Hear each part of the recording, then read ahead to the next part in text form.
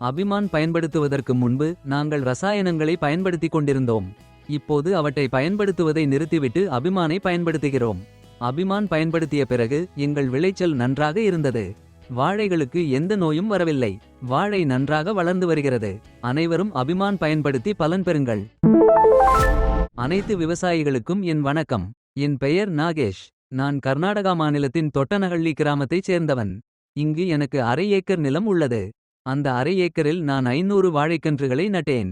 அபிமான் மருந்தை பற்றி என் நண்பர் சொன்னார். பிறகு நானும் வாங்கி பயன்படுத்தி பார்க்கலாம் என்று வாங்கினேன். நான் அபிமானை ஆன்லைனில் வாங்கி 2 லிட்டர் அபிமானை 200 லிட்டர் தண்ணீரில் கலந்தேன். பிறகு வாழைக்கன்றுகளைச் சுற்றி 1 லிட்டர் வீதம் பயன்படுத்தினேன். வாழைகள் நன்றாக வளர்ந்தன. எந்த நோய்களும் வரவில்லை.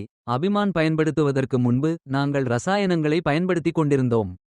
இப்போது அவற்றை பயன்படுத்துவதை நிறுத்திவிட்டு அபிமானை பயன்படுத்துகிறோம். அபிமானை பயன்படுத்திய பிறகு எங்கள் விளைச்சல் நன்றாக இருக்கிறது.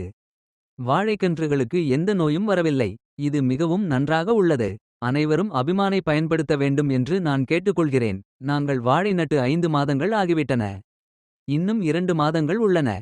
அதன் பிறகு பூக்கள் வரத் தொடங்கிவிடும். ஆர்பிக்ஸை எங்கள் நண்பர்கள் பயன்படுத்துகிறார்கள். அவர்கள் அதை 3 மாதங்களாக பயன்படுத்தி வருகிறார்கள். இன்னும் 1 மாதத்திற்கு அவர்கள் அதை பயன்படுத்த வேண்டும். அதை பயன்படுத்திய பிறகு வாழை நன்றாக உள்ளது. மஞ்சள் இலைகளும் பச்சை இலைகளாக மாறியுள்ளன. விளைச்சல் நன்றாக இருக்கிறது என்பதை நாங்கள் தெரிந்து கொண்டோம். அனைவரும் அபிமான் பயன்படுத்த வேண்டும். நன்றி.